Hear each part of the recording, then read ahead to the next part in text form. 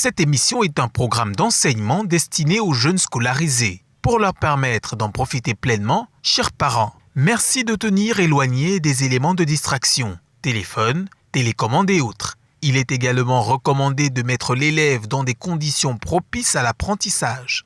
Avoir un cahier et un crayon à billes à portée de main serait bénéfique.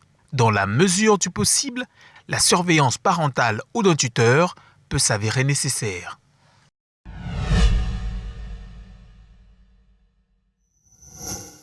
Bonjour, je suis M. Ko, enseignant de mathématiques. Le cours de ce jour est destiné aux élèves de classe de 3e et dans une certaine mesure aux élèves de classe de 4e année. Il s'agit du module 13 dont l'intitulé est Configuration et transformation élémentaire du plan. Dans ce module, nous nous intéressons au chapitre 11 intitulé Angle inscrit et polygone régulier. Il faut dire que ce chapitre fait suite à celui qui a commencé déjà l'année passée en classe de 4e, où on travaillait essentiellement sur des angles au centre et aussi sur les polygones réguliers. Donc, cette année en 3e, on va simplement aller un peu plus à profondeur dans ce cours. Et nous allons un peu plus travailler, parce que ce cours est un cours fondamental pour les élèves en classe de seconde C. Donc, pour ceux qui ambitionnent d'aller en classe de seconde scientifique, ce sera votre deuxième chapitre, c'est-à-dire le premier chapitre de géométrie. Donc, il est important de bien maîtriser les premiers concepts en classe de 3e pour que le cours soit un peu plus aisé pour vous quand vous serez en classe de seconde l'année prochaine. Ce cours a pour objectif, dans un premier temps, il sera question que l'élève soit capable de reconnaître aisément un angle inscrit dans un cercle. D'une deuxième mesure, l'élève doit être capable d'utiliser les propriétés des angles inscrits dans un cercle, notamment dans des exercices. Donc, quand on vous donne un exercice, vous devez être capable de répondre aux questions en vous appuyant sur des propriétés.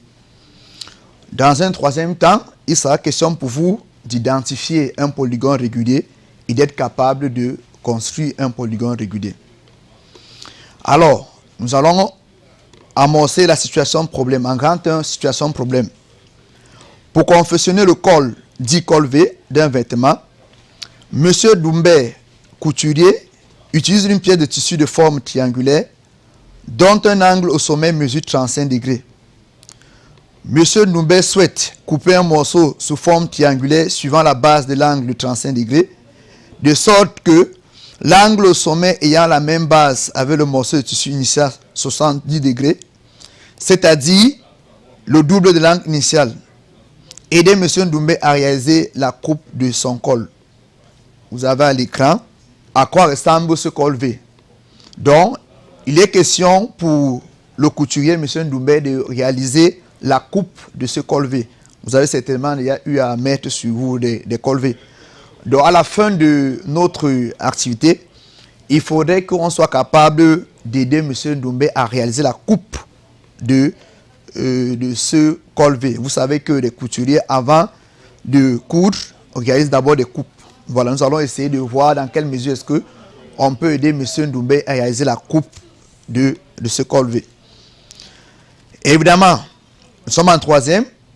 Nous commençons notre cours, le chapitre par des prérequis. Qu'est-ce que l'élève de 3e est supposé connaître avant d'amorcer ce chapitre? Nous avons énuméré quelques questions. La première, nous vous la posons. Combien d'angles compte un triangle? La deuxième, donner la relation entre les mesures des angles d'un triangle. La troisième, quelle est la nature du triangle ayant tous ses côtés égaux? Est-il inscriptible dans un cercle? La quatrième, quel est le quadrilatère ayant tous ses côtés égaux et est-il inscriptible dans ce cercle? Ces prérequis vont nous permettre d'entrer comme cela dans le chapitre en abordant simultanément la notion d'angle inscrit et la notion de polygone régulier. Alors, nous apportons immédiatement quelques solutions. Supposons que vous avez le temps de réfléchir un peu. Nous apportons donc quelques solutions à ces questions qui ont été posées. La première, combien d'angles compte un triangle? Ça, c'est une leçon qui est abordée en classe de 6e. Et en 6e, on vous dit, dans un triangle, la somme des mesures des angles est égal à 180 degrés. La deuxième, donner la relation entre la mesure des angles d'un triangle. Évidemment, je l'ai dit en amont, dans un triangle, la somme des mesures est égale à 180 degrés. Et dans un triangle, on a 3 angles. La troisième question, quelle est la nature du triangle ayant tous ses côtés égaux et est-il inscrit dans un cercle?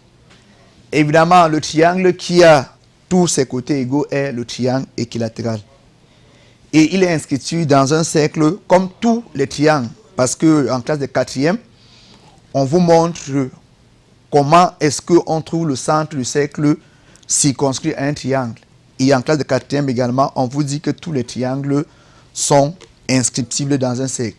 Et à titre de rappel, on peut dire que le centre du cercle circonscrit à un triangle, c'est simplement le point de rencontre de ses médiatrices. Et comme dernière question des prérequis, on vous demande quel est le quadrilatère ayant tous ses côtés égaux et est-il inscrit dans un cercle? Évidemment, le quadrilatère qui a tous ses côtés égaux, il y a 2 quadrilatères qui ont tous les côtés égaux, mais dans la question, on voudrait celui qui a à la fois ses côtés égaux et qui est inscriptible dans un cercle. Donc évidemment, celui qui a tous ses côtés égaux et qui est simultanément inscriptible dans un cercle, c'est bel et bien le carré. Voilà. Voilà pour ce qui est des prérequis, ce qu'on est censé connaître, ce qu'un élève de 3e est censé connaître avant d'aborder raisonnablement ce chapitre. On va donc aller dans les activités d'apprentissage qui vont nous permettre de faire ressortir l'un des éléments fondamentaux de ce chapitre. Voilà.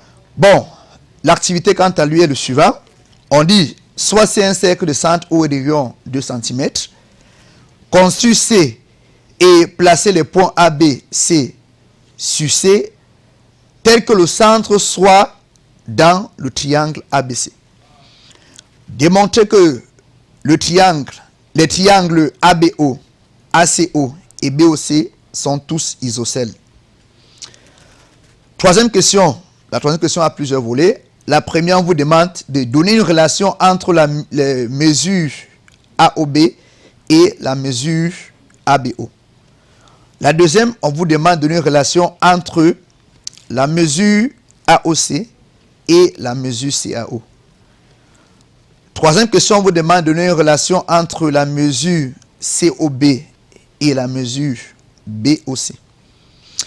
Petit d, on vous demande de donner une relation entre la mesure ABC, la mesure ACB et la mesure BAC.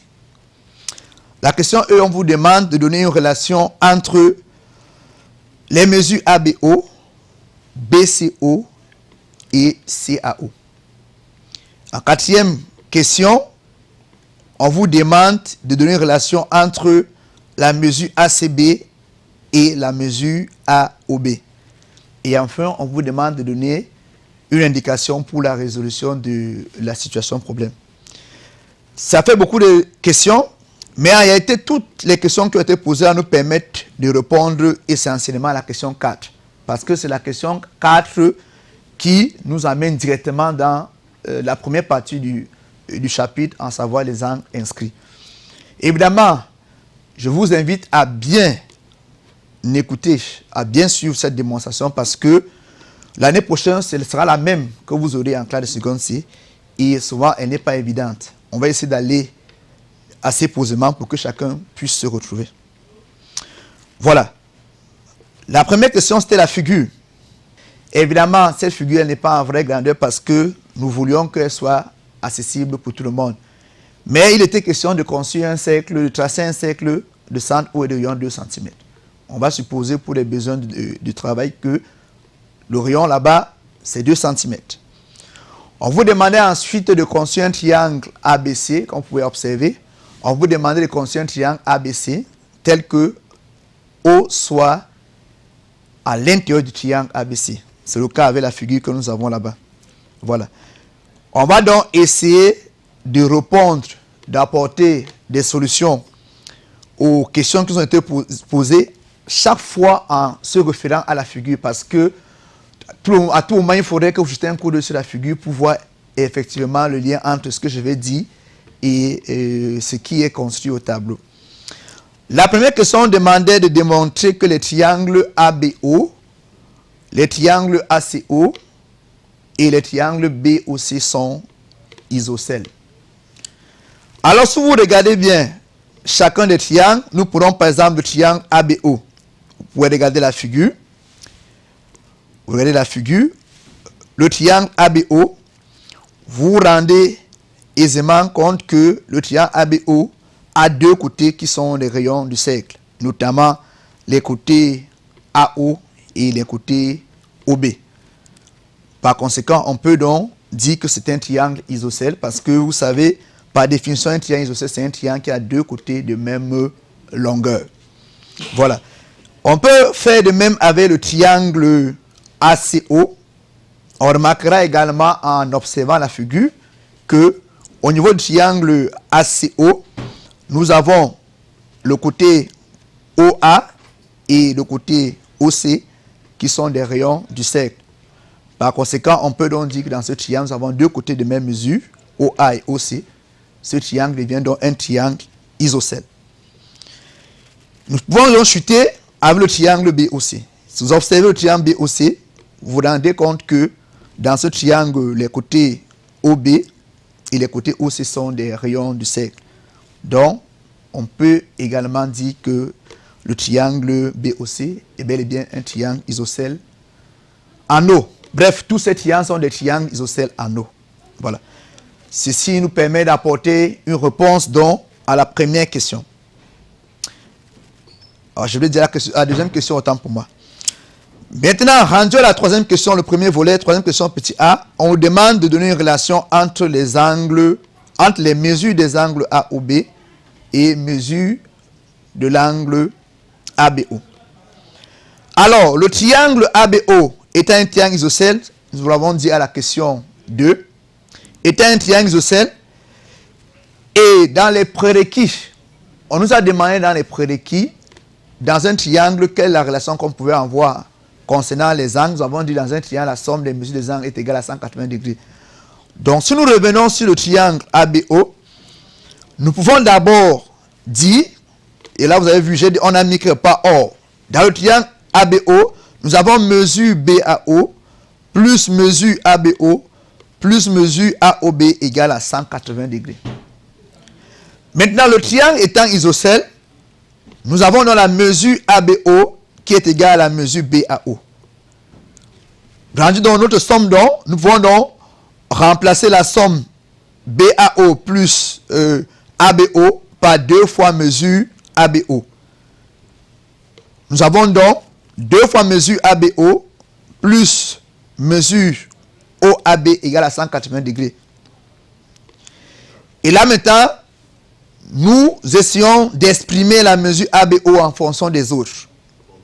C'est une simple relation qu'on sait manipuler en classe de troisième.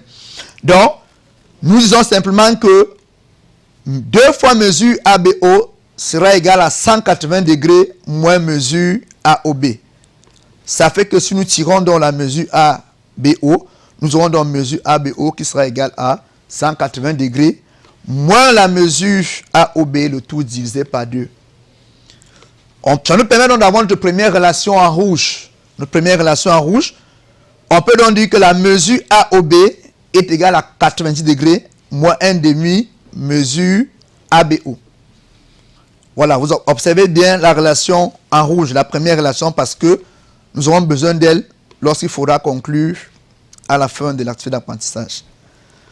La question B, on demande également une relation entre mesure AOC et mesure CAO. Nous allons procéder de la même façon. Nous considérons le triangle ACO, il est isocèle, nous l'avons dit à la question 2, il est isocèle. Et comme il est isocèle, ça veut donc dire que les angles de la base, à savoir ACO et CAO, ont la même mesure. Comme dans tout triangle, nous avons mesure ACO plus mesure CAO plus mesure AOC égale à 180 degrés. Donc la somme des mesures des angles dans un triangle est égale à 180 degrés. C'est le cas également pour ce triangle BCO. Alors, nous avons fait remarquer que la mesure de BCO, de l'angle BCO est égale à la mesure de l'angle CBO. Par conséquent, nous pouvons simplement transformer la somme mesure BCO plus mesure CBO en 2 fois mesure BCO. Nous obtenons la relation 2 fois mesure BCO plus mesure BOC égale à 180 degrés. On peut donc dire que 2 fois mesure BCO sera simplement égal à 180 degrés moins mesure BOC. Et on tire donc la mesure de BCO, on obtient donc mesure BCO égale à 180 degrés moins mesure BOC, le tout divisé par 2. On peut donc avoir notre relation 2, qui est donc, notre relation 3 autant pour moi, qui est donc mesure BCO égale à 80 degrés moins 1 demi mesure BOC. Bon, là, j'étais en train de répondre à la question C. La question B est exactement, répond exactement comme la question A et la question C. Voilà. Donc, la question B nous permet d'avoir également la relation mesure CAO égale à 90 degrés moins 1 demi mesure AOC. Je vous exhorte aussi à essayer de faire la question B. Ça vous permettra aussi de vous exercer un peu. Vous avez suivi comment j'ai procédé pour la question A. Vous avez suivi comment j'ai procédé pour la question C. Vous pouvez faire autant pour la question B. Ça vous permettra en même temps de retenir votre cours et de vous exercer un peu. Bon, là, nous allons passer donc à la question D. On nous demande une relation entre les mesures des angles ABC, les angles ACB et les angles BAC. Alors, nous sommes dans le triangle ACB et nous l'avons dit dans les prérequis, dans un triangle, la somme des mesures des angles est égale à 180 degrés.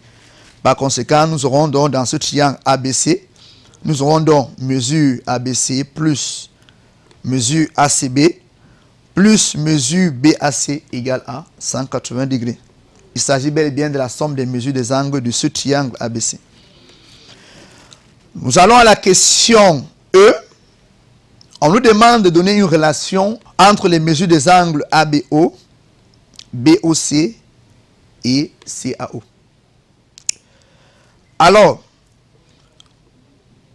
quand nous revenons à la figure 1, et quand on observe la première figure, on se rend compte que les angles AOB, AOC, BOC ont pour somme 360 degrés parce qu'en réalité, si vous faites la somme de ces angles, c'est un peu comme si vous avez fait le tour complet d'un cercle.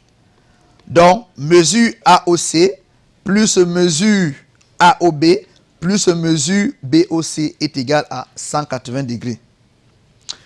Ceci étant dit, est égal à 360 degrés, pardon. Donc, ceci étant dit, nous allons simplement remplacer la mesure AOB, la mesure AOC, la mesure BOC par les mesures que nous avons trouvées dans les relations 1, 2 et 3. Dans la relation 1, par exemple, nous avons dit que la mesure de l'angle AOB est égale à 90 degrés moins 1 demi la mesure de l'angle ABO. Donc, ça fait donc que dans cette relation, nous avons donc mesure de AOB, mesure de l'angle AOB sera égale à 180 degrés moins 2 fois la mesure de l'angle ABO. Nous avons également la mesure de l'angle AOC qui est égale à 180 degrés moins 2 fois la mesure de l'angle CAO. Et la mesure de l'angle BOC est égale à 180 degrés moins 2 fois la mesure BCO. En réalité, au départ, nous avons montré à la question 2 que le triangle AOB était un triangle isocèle. Et comme tel, ça veut donc dire que les angles de la base ont la même mesure. Par conséquent, la mesure de l'angle au sommet sera simplement égale à 180 degrés moins 2 fois la mesure de l'un des angles de la base parce que les angles de la base ont la même mesure. Nous procédons de même dans le triangle AOC. Le triangle AOC et également un triangle isocèle. Ça veut donc dire que les angles de la base ont la même mesure. L'angle AOC, c'est l'angle du sommet. Donc, la mesure de l'angle AOC sera égale à 180 degrés moins 2 fois la mesure de l'angle de la base. Et enfin, le triangle BOC est aussi un triangle isocèle. BOC, c'est l'angle au sommet. Les angles de la base ont la même mesure. Ça veut donc dire que la mesure de l'angle BOC, c'est 180 degrés moins 2 fois la mesure de l'angle BCO. Maintenant, en remplaçant chacun des angles par son équivalent, nous obtenons donc la relation 180 degrés moins 2 mesure ABO plus 180 degrés moins 2 mesure CAO plus 180 degrés moins 2 mesure BCO égale à 360 degrés.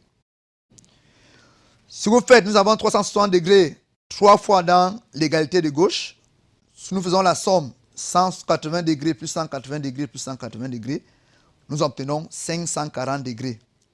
On peut donc avoir à la prochaine ligne moins 2 mesures ABO, moins 2 mesures CAO, moins 2 mesures BOC, plus 540 degrés égale à 360 degrés. Prochaine ligne, nous avons donc moins 2 mesures ABO, moins 2 mesures CAO, moins 2 mesures BOC égale à 360 degrés, moins 140 degrés. 140 degrés se retrouvant cette fois-ci dans le membre de droite. Et quand nous faisons 360 degrés moins 140 degrés, on obtient moins 180 degrés. En observant le membre de gauche, si nous mettons moins 2 en facteur, nous obtenons moins 2 facteurs de mesure ABO plus mesure CAO plus mesure BOC égale à moins 180 degrés. Si nous essayons donc d'exprimer la somme des mesures ABO, CAO et BOC, on va donc obtenir mesure ABO plus mesure CAO plus mesure BOC égale à moins 180 degrés divisé par 2. Évidemment, vous pouvez le faire manuellement ou bien mentalement ou bien à l'aide d'une calculatrice. Si vous faites 180 degrés divisé par 2, évidemment, on trouve 90 degrés. Par conséquent, nous avons donc la relation qui est en rouge, à savoir mesure ABO plus mesure CAO plus mesure BOC est égal à 90 degrés. Voilà la relation qu'on demande donc d'établir. Nous passons donc à la question 4. En utilisant la question 3, donner une relation entre mesure ACB et mesure AOB. Je l'ai dit au départ, la question 4 elle est fondamentale. Elle est fondamentale parce que c'est la question 4 qui permet d'embrayer dans le cours. Nous avons essayé d'utiliser la relation que nous avons prise plus haut, c'est-à-dire mesure ACB égale à mesure ACO plus mesure OCB. Et nous avons obtenu la relation qui est celle que vous avez en rouge. Donc nous reviendrons dans la suite pour vous donner le résumé. Merci.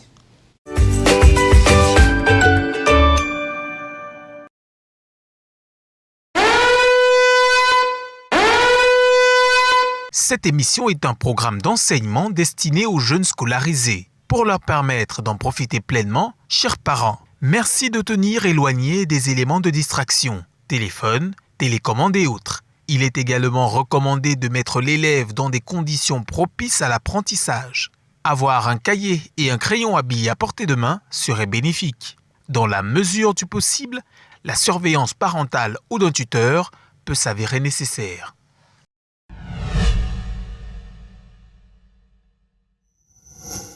Bon retour, chers apprenants. Pour ceux qui rejoignent à peine l'antenne, sachez que depuis quelques instants, nous avons commencé un cours de mathématiques de la classe de 3e, celui portant sur les angles inscrits et les polygones réguliers. Dans la première partie du cours, nous avons introduit et après nous avons pris la peine d'élaborer une activité qui nous a permis de déboucher sur une relation essentielle entre deux angles fondamentaux pour ce chapitre. Il s'agissait de la relation entre l'angle ACB et l'angle AOB. Bien évidemment, vous allez poser la question de quels angles s'agit-il? En réalité, il s'agit des angles inscrits et des angles au centre. On doit bien se poser la question de savoir entre l'angle AOB et l'angle ACB, lequel est un angle inscrit et lequel est un angle au centre.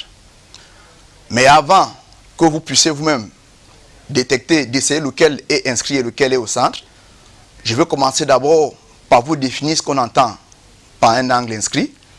Et ensuite, je vous dirai ce qu'on entend par un angle au centre. Et après, on reviendra vers la figure pour que vous puissiez identifier entre ces deux lequel est inscrit et lequel au centre. On va commencer par dire que, déjà en classe de 4e, vous avez abordé la notion d'angle au centre. Et on vous a dit, un angle au centre est un angle dont le sommet est le centre d'un cercle. Donc il suffit simplement que vous soyez sur un cercle, vous identifiez un angle dont le sommet est le centre d'un cercle, alors cet angle-là sera appelé un angle au centre. Maintenant, un angle inscrit, quant à lui, c'est un angle dont le sommet est sur le cercle, mais les côtés coupent le cercle.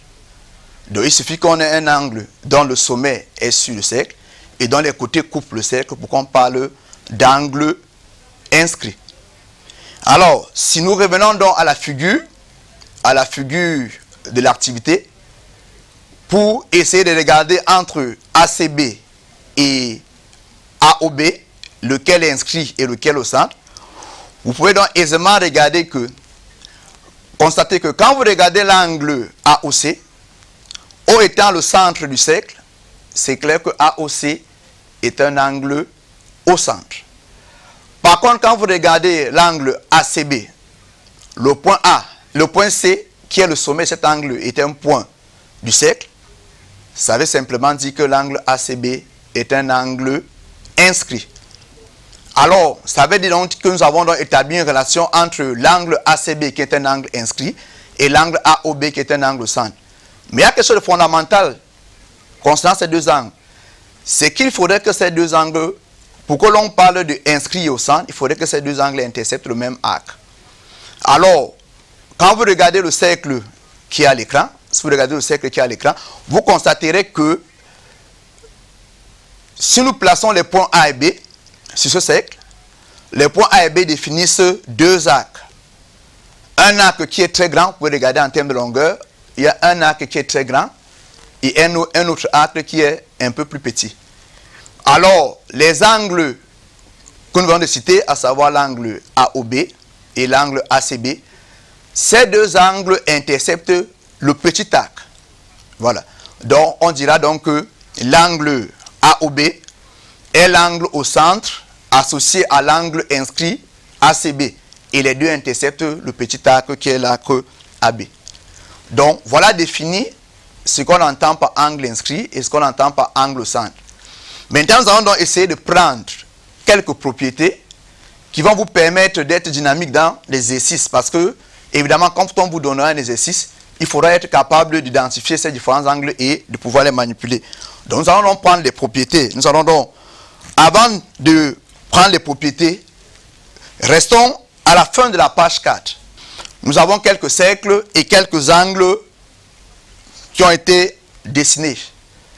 Et il est donc question, on vous demande d'identifier entre ces différents angles lesquels sont des angles inscrits, lesquels sont ceux qui sont des angles qui ne sont pas des angles inscrits. On a la figure petit a, la figure petit b, la figure petit c, la figure petit d et la figure petit e. Donc il est question pour nous d'identifier lesquels de ces angles sont des angles inscrits. Et on peut remarquer aisément qu'au niveau de la figure petit a, le sommet de l'angle est bel et bien sur le cercle et les deux côtés coupent le cercle. Donc évidemment c'est un angle inscrit. Ce n'est pas le cas pour la figure B. C'est le cas pour la figure C. La figure D, ce n'est pas le cas. Et la figure E également. Donc, concernant ces figures que vous avez à l'image, il n'y a que le cas A et le cas C qui sont des illustrations des angles inscrits. Voilà, ceci étant dit, on va donc prendre quelques propriétés pour nous permettre de mieux assimiler ce que nous avons dit. La première propriété, celle que vous avez à l'écran, on vous dit, dans un cercle, si vous avez identifié un angle inscrit Et si vous avez identifié l'angle au centre associé à cet angle inscrit-là, si les deux interceptent le même arc qui est le petit arc, alors comme on l'a démontré dans la propriété, la mesure de l'angle inscrit sera simplement la moitié de la mesure de l'angle au centre. Donc on pourra dire, comme vous avez à l'écran, mesure ABC égale, on pourra dire, comme vous voyez, mesure ABC égale à 1/2 mesure AOC. C'est la première propriété. La deuxième propriété est similaire à la première. La deuxième propriété vous dit, si dans un cercle également, vous identifiez un angle inscrit et un angle au centre associé, mais si cette fois-ci les deux interceptent plutôt le grand arc, alors la relation entre l'angle inscrit et l'angle au centre va légèrement changer. Cette fois-ci, ce ne sera pas simplement la moitié de l'angle au centre, mais la mesure de l'angle inscrit sera égale à 180 degrés moins 1/2 la mesure de l'angle au centre. 180 degrés moins 1/2 la mesure de l'angle au centre. Ça, c'est lorsque l'angle inscrit et l'angle au centre interceptent le grand arc. La relation 3, on vous dit, la troisième propriété, autant pour moi, on vous dit, dans un cercle, si deux angles inscrits interceptent le même arc, alors ces angles inscrits ont la même mesure. Illustration, vous avez le petit schéma. Vous pouvez constater, si nous considérons les angles ABC à l'écran, les angles ABC et les angles AMC, nous constatons aisément que ces deux angles-là interceptent le même arc qui est l'arc AC, le petit arc AC. Alors, on peut donc illustrer la propriété en disant, comme ces deux angles-là interceptent le même arc, le petit arc AC, alors ces deux angles-là ont la même mesure. On pourra simplement dire mesure ABC égale à mesure AMC. Donc dans un exercice, si vous identifiez deux angles dans un cercle qui interceptent le même arc, alors ne vous posez plus de questions. Dites simplement que ces deux angles-là ont la même mesure. Nous prenons la relation 4. On vous dit, dans un cercle toujours, si vous avez deux angles inscrits qui interceptent des arcs de même longueur, alors ces angles-là ont la même mesure. Donc, si vous êtes dans un cercle, si vous pouvez justifier que les deux angles que vous avez identifiés, inscrits, ont des arcs qui ont la même longueur, alors c'est suffisant pour conclure que ces angles ont la même mesure. Illustration avec la figure que vous avez à l'écran. Si vous considérez les angles RPQ et les angles ABC, vous vous rendez compte que ces deux angles, premièrement, sont des angles inscrits. Maintenant, la longueur de l'arc AC étant égale à la longueur de l'arc RQ, on peut donc dire qu'il s'agit de deux angles inscrits qui interceptent des arcs de même longueur. Et ceci étant dit, ces deux angles ont donc la même mesure. Voilà. Ces propriétés vous seront très très importantes quand vous serez dans l'exercice, parce que n'oubliez pas que quand on vous donne cette activité au BPC généralement, ce qu'on fait, c'est que on vous donne un cercle. Et sur le cercle, on place quelques points. On vous donne une mesure et on vous demande d'identifier d'autres mesures. Donc, pour pouvoir trouver les valeurs des autres mesures, il faudrait que vous soyez capable de savoir dans quel cas de figure vous trouvez. Est-ce la propriété 1, est-ce la 2, la 3 ou la 4? Il n'y a que 4 propriétés. Je crois que ce n'est pas assez long pour que vous puissiez vous perdre. Nous allons donc prendre la deuxième partie du cours. Nous allons discuter un peu sur les polygones réguliers. Nous avons commencé à travailler là-dessus en classe de 4e. Nous allons apporter un peu plus d'éclaircie en classe de 3e. Nous avons essayé de définir un polygone régulier en disant que un polygone régulier est un polygone qui a tous ses côtés de même longueur et tous ses angles de même mesure. Un polygone régulier est un polygone qui a tous ses côtés de même longueur et tous ses angles de même mesure. Et donc, nous avons donc pris quelques propriétés pour vous permettre de mieux comprendre de quoi il s'agit en fait. La toute première vous dit, pour qu'un polygone soit régulier, il y a deux choses fondamentales. La première, vous devez vous rassurer que ce polygone est inscriptible. Et la deuxième, vous devez vous rassurer que les côtés de ce polygone ont la même longueur. Donc deux choses. Première chose, ce polygone doit être inscriptible. Deuxième chose, les côtés doivent avoir la même longueur. Donc on peut donc revenir un peu en arrière, quand on a lancé le coup, je vous ai parlé un peu du triangle équilatéral, je vous ai parlé du carré. On peut donc se dire, chez les triangles, lequel est régulier? Évidemment, le triangle qui est régulier, c'est le triangle équilatéral. Dans un exercice donc, de pyramide et cône par exemple, si on vous définit une pyramide régulière, si on vous dit on a une pyramide régulière dont la base est un triangle, vous n'avez plus besoin de poser de questions, vous devez savoir simplement que cette base-là est un triangle équilatéral, parce que l'unique triangle régulier, c'est le triangle équilatéral. Évidemment, chez les quadrilatères, lequel est donc régulier? Chez les quadrilatères, on peut donc remarquer que celui qui est régulier, c'est le carré. Pourquoi? Parce que déjà le carré, il est inscriptible, tout comme le rectangle. Mais sauf que la différence entre le carré et le rectangle, c'est que le carré, lui, il a ses côtés de même longueur, alors que ce n'est pas le cas pour le rectangle. Donc, je reviens également, si on vous donne notre exercice, toujours de pyramide et cône, et on vous dit qu'on a une pyramide régulière dont la base est un quadrilatère, vous n'avez plus besoin de vous poser des questions. Il ne faut pas dire qu'il y a des éléments qui manquent. Dès que la pyramide est régulière et que vous avez identifié que la base est un quadrilatère, alors il faut savoir que le polygone de base est bel et bien un carré. Nous avons donc essayé de faire un petit tableau récapitulatif. À l'intérieur de ce tableau, nous avons donné quelques polygones réguliers que vous pouvez rencontrer. Nous sommes allés jusqu'au polygone ayant 10 côtés de même mesure. Donc nous avons dit, le polygone régulier qui a 3 côtés, c'est le triangle équilatéral. Le polygone régulier qui a 4 côtés, c'est le carré. Le polygone régulier qui a 5 côtés, c'est le pentagone régulier. Le pentagone régulier, là il faut ajouter régulier. Celui qui a 6 côtés de même mesure et qui est régulier, c'est l'hexagone régulier. 7 côtés, vous avez l'heptagone régulier. 8, on a l'octogone. 9, on a l'énéagone. Et 10, on a le décagone régulier. Bon, maintenant, comment est-ce que vous pouvez construire un polygone régulier quand vous êtes dans un exercice? Si on me demande par exemple de construire un hexagone régulier, comment je procède? Alors là, c'est là que la propriété 2 devient pertinente, parce que dans la propriété 2, on vous dit, pour construire un polygone régulier, il faut identifier l'angle au centre de ce polygone régulier. Et pour trouver l'angle au centre de ce polygone régulier, il suffit simplement de faire 360 degrés divisé par le nombre de côtés. Donc, si je veux construire un hexagone régulier, sachant que l'hexagone régulier a 6 côtés de même longueur, alors qu'est-ce que je fais? Je prends 360 degrés, je divise par 6, j'obtiens 60 degrés.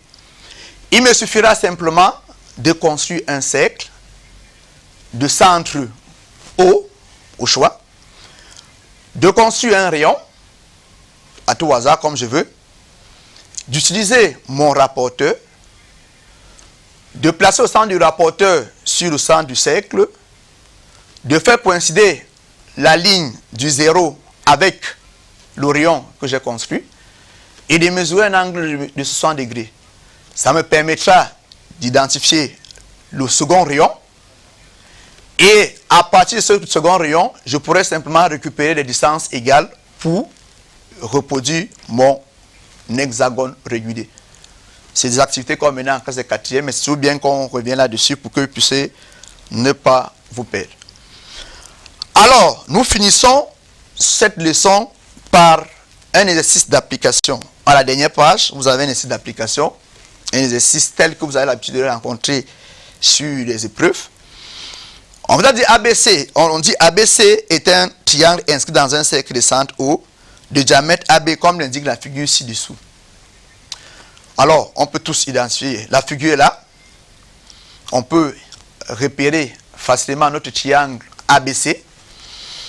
Et on vous demande à la première question, donnez la nature du triangle ABC. Donnez la nature du triangle ABC. À la deuxième question, on vous demande de donner la nature du triangle AOC. Donnez la nature du triangle AOC. Et enfin, on vous demande de recopier et compléter le tableau qui est là. Donc, une activité qui vous permet de vous entraîner. On peut vous donner quelques pistes pour vous permettre d'aller un peu plus rapidement. On vous demande la nature du triangle ABC. Vous pouvez remarquer que AB est un diamètre. Et comme AB est un diamètre, je crois que tout élève sérieux doit savoir que si j'ai un triangle dont un côté est un diamètre, alors ce triangle est un triangle rectangle. Donc vous pouvez rapidement constater que AB c'est un triangle rectangle. AOC également, on l'a fait dans l'activité. Deux des côtés sont les rayons d'un cercle. Donc vous pouvez avoir la nature. Et on vous donne un angle. On vous dit mesure ABC égale à 30 degrés. On vous demande de déterminer la mesure de l'angle ADC. Je ne vais pas répondre à votre place, mais je vais vous donner des pistes. On vous demande de donner la mesure de l'angle ADC. Alors, vous allez lire attentivement la propriété 3 et je crois que vous aurez une piste pour répondre à cette question. Vous lirez la propriété 3, vous allez essayer de répondre, on reviendra là-dessus. On vous demande également la mesure de l'angle AOC. Là, vous lirez la propriété 1, la toute première propriété, et elle vous permettra de donner la mesure de l'angle AOC. Et enfin, on vous demande la mesure de l'angle ACB. Donc, vous voyez qu'il est important pour vous de maîtriser ces propriétés, et le faisant, ça devient plus facile pour vous de vous mouvoir dans l'exercice, et vous allez aller plus vite que l'on ne pense. Voilà. Nous voici donc arrivés au terme de notre leçon sur les angles inscrits et les polygones réguliers. Nous espérons que les différentes notions que nous avons abordées vous ont permis d'assimiler ce cours. Nous reviendrons vers vous très prochainement pour aborder un autre chapitre aussi intéressant que celui-ci, à savoir celui portant sur les statistiques. Nous vous souhaitons de passer un agréable moment sur les antennes du Canal 2 et à très bientôt. Merci.